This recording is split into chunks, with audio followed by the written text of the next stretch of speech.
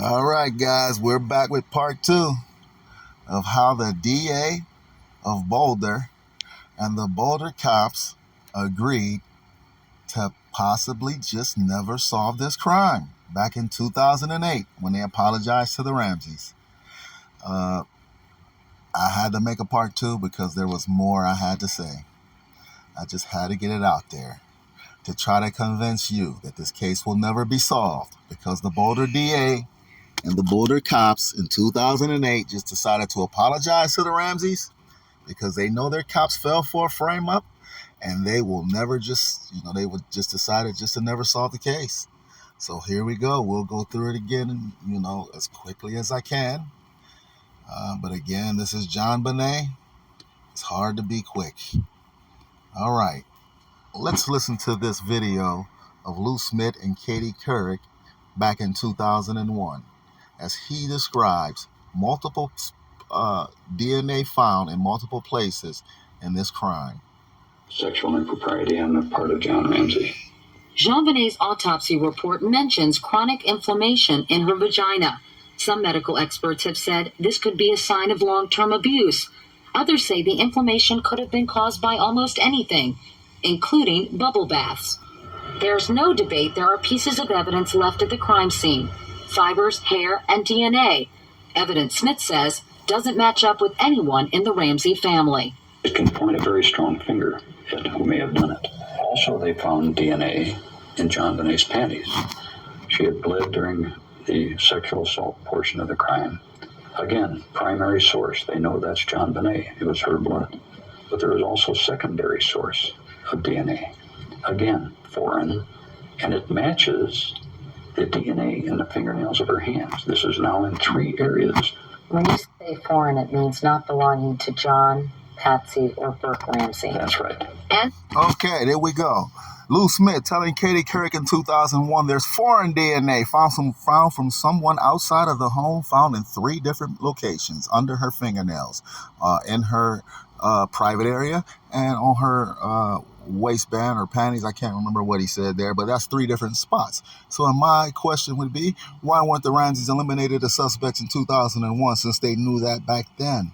Why did they wait till 2008 with this so-called touch DNA to tell the public this is why they are not only eliminating the Ramseys as suspects, but they want to apologize to them, telling them that they are sorry that they ever suspected them as suspects? It makes no sense. Like I'm telling you guys, let's just use our common sense here. They used that touch DNA in 2008 as an excuse because in 2007, as I told you already, I had to tell them myself, Tom Bennett in the DA's office, the investigator, that his detectives fell for a frame-up. He looked at me with shock in his eyes. He told me this information was, what was the word he used? Pretty good. He basically said, you did that like we do it. Okay? He didn't say much else. But impressive, that was the word he used. Impressive. Okay? Next thing you know, 1 year later, we get an apology based on touch DNA on information that you just heard Lou Smith tell you that they knew since 2001. They tricked the public. Okay, not based on touch DNA. It was based on they just found out that their detectives fell for a frame-up. Steve Thomas, Linda Arndt, and the rest. These inexperienced detectives with no homicide experience. Okay? That's what they told the public. That's why they told the public touch DNA. Okay?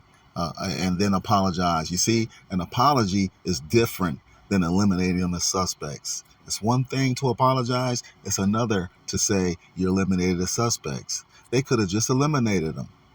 You don't know. They could have hired the perp. You cannot apologize to the Ramseys based solely on DNA.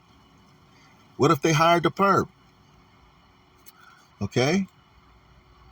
It's because they know what happened. They know they didn't hire the perp. They know the cops fell for a frame-up. And guess what? They know who this perp is. They have a good idea. but they are not telling the public, and they refuse to solve this case because they don't want public shame. They don't want the public to know they fell for a frame-up after destroying the crime scene, after messing up the investigation, after accusing the Ramseys after all these years, after going on Larry King Live and ruining their reputation, after writing books and having the public, many people in the public still to this day, believing the Ramseys did it. Okay? So, the cops and the DA in Boulder know what happened in this crime, and they've been in cover-up mode since 2008. Okay? They've painted themselves in a corner because of another crime happens in Boulder where they need genetic testing and DNA. They can never send it. They can never send it. They can never use genetic testing ever again. They're more afraid of genetic testing than the perps. Okay? Because if they use it in another case, people will be like, well, why aren't you using it in the JonBenet case? They are painting themselves in a corner by running away and hiding from the genetic testing in this JonBenet Ramsey case.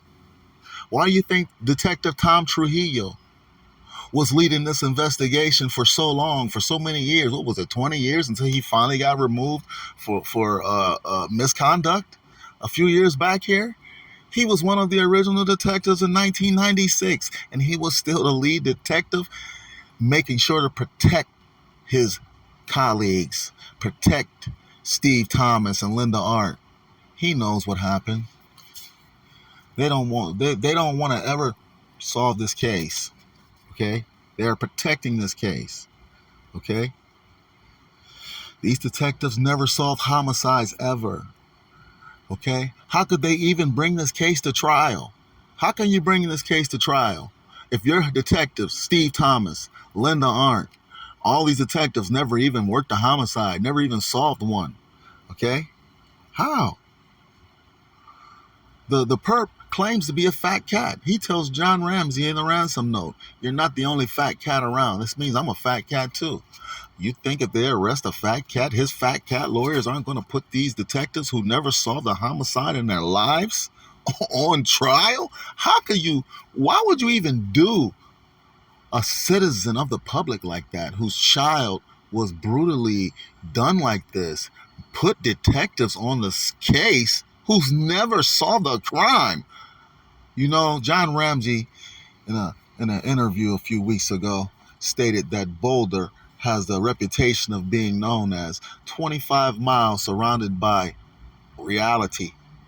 And I get it, because what happened in this case is unreal.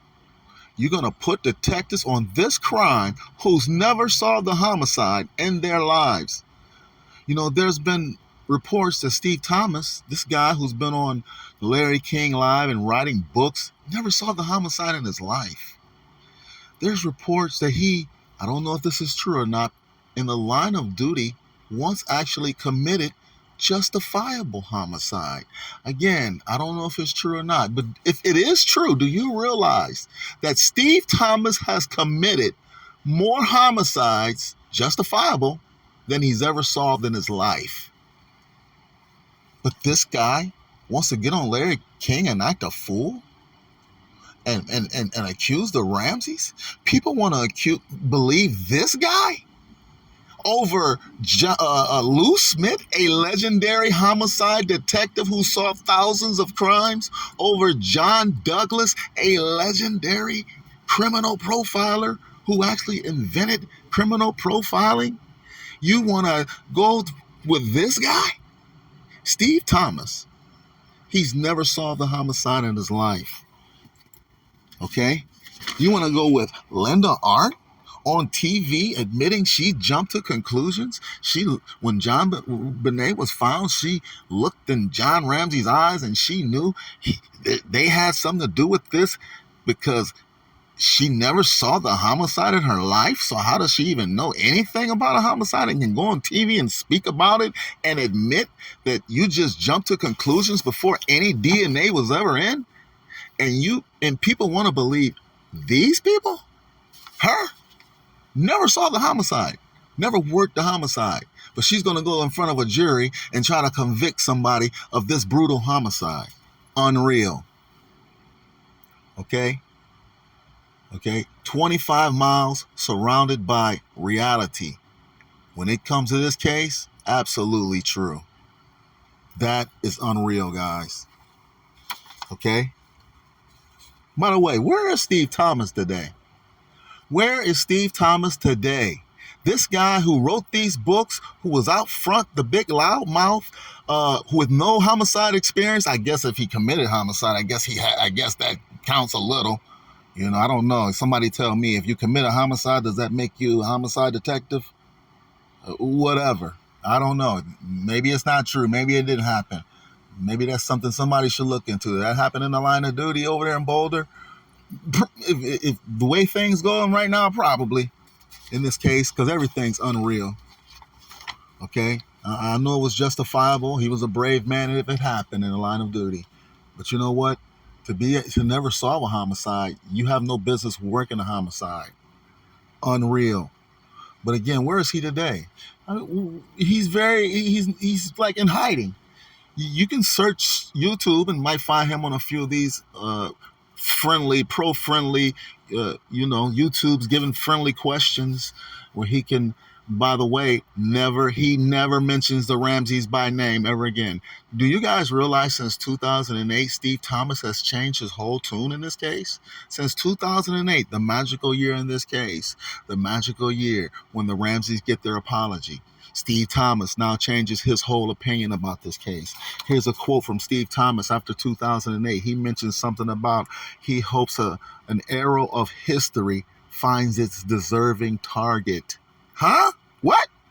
What does that mean? These cryptic messages. This guy was on Larry King Live saying Ramsey this, Patsy this, John this, and now he's talking about the arrow of history finds its deserving target. That should tell all of you. These cops in 2008 found out they messed up. Because now in 2008, this is what he's talking about. Steve Thomas, arrow of history finds its deserving target. And now he's on these little known YouTube channels getting friendly questions where he never once mentions a Ramsey's name by name. He won't even mention it. His whole tune has changed, folks. Find him. You don't believe it, search him if you can find him, because he's in hiding now. It's like somebody in 2008 told him, look, we messed up. We fell for a frame-up. And ever since then, he's disappeared. Linda Art, who knows where she's at? Okay? We'll love to hear from her today. Okay? And yeah, I'm hard on these people because these cops destroyed a family. How dare they? And now today won't solve the case. No, nobody should get away with that. Okay, refusing to solve a case because of their pride. Man, pride is a thing. Woo-wee. Isn't that one of the 7 deadly sins? But today, since 2008, since 2008, Steve Thomas changed his whole tune. He's talking about some arrow of history finding a deserving target. I thought the target was the Ramseys, based on what he used to talk about. Whatever. We got Linda Art. She's in protective custody somewhere, hiding out. I don't know where she's at, hiding, disappeared. Let's see, who else we got here? Cops since 2008. I don't know if you guys realize this or not. They're no longer looking at the Ramseys. They're now looking for intruder. The Boulder DA and the cops, Boulder cops, they're now on the same page, looking for an intruder since 2008. So those of you who think a Ramsey did it, you're alone, because the cops don't even think that anymore. Okay? So good luck with that. You need to look into a possible frame up into this case, guys. All right. Things are just unreal in Boulder. Just unreal. Okay, let's look at the grand jury. Finally, let's do this. I'm going to leave it at this. Let's look at the grand jury and we'll leave it at that. The grand jury represents the people of Boulder. Okay? It's as close as I can get to the representation of the people of Boulder. They were chosen. Okay? They're unreal. I'm sorry. I hate to come down hard on the grand jury, but these people are just unreal. Okay? These people apparently indicted the Ramseys for child abuse resulting in death. Okay? Child abuse resulting in death. Okay. This is unreal, guys. The people of Boulder do not know what premeditated homicide is. They don't know it. This is unreal. How do they not know? Okay, if a child's skull is crushed in, okay, if a garrote is premeditatedly made, fashion, they took a paintbrush, they made a rope, they made it, that's called premeditation, okay, and they put it around her neck and used it to, do the deed, okay, that's not child abuse, okay, that's homicide, okay, and then they sit down and write a ransom note, okay, which is 3.5 pages. That's called premeditation. Now, the people of Boulder apparently don't know what premeditated homicide is. They call that child abuse resulting in death. They call what I just described skull caved in, garrote wrapped around the neck, garrote fashion, ransom note written. They call that child abuse. Unreal. Okay, to the people of Boulder, I have one question for you. What is premeditated homicide to you guys? I want to know. I want to know what it is. Okay? This can't be real. This cannot be real. Because if this is not premeditated homicide, I want to know what you guys' description of it is. Because you just indicted a family for this crime, for child abuse, resulting in death. There's no such charge as child abuse resulting in death. It's either child abuse or it's homicide. It's child abuse or homicide. Okay, we've charged them with child abuse, and we're going to also charge them with homicide. What is child abuse resulting in homicide? Unreal. The city of Boulder is unreal when it comes to this case. So, guys, case will never be solved. Based on all this information I just told you in part 1, based on this information I just shared with you right here and right now, okay? John Ramsey needs to stop going to these chiefs, okay? Because these chiefs' hands are tied. These chiefs can't do anything, okay? With an agreement that was made between a Boulder DA and a Boulder chief in 2008. Their hands are tied. These new people can't come along and change that. This chief can't do anything but keep giving you lip service, okay? John Ramsey, you're 81 now. When are you going to hold him accountable? When you're 101? Are you finally going to say, hey, you guys need to send this DA? Are you finally going to get a picket sign and go out in front of the police station and say, send this DNA to genetic testing now? Hey, ho, ho, we need to send this. It needs to go. I mean, come on. What are you waiting for? Mr. Nice Guy? Patsy Ramsey, again, would not go for it. I never met her, but she seems like a fiery woman. She would, with her southern accent, she would be saying, send the damn DNA now. I could hear her now. Send the damn DNA now. What is John Ramsey waiting for? Case is never going to get solved, John. Just put shame on them. That's all we can do is shame them. Shame the cops, shame the DA. Hopefully the shame, that's one thing that pride hates is shame. Shame can get change. Because being nice, they're just waiting for you, John. They're just waiting for you to move on, and then John Jr. is going to come along, and they're going to ask, well, how old is John Jr.? And we're going to see how we can wait him out as well.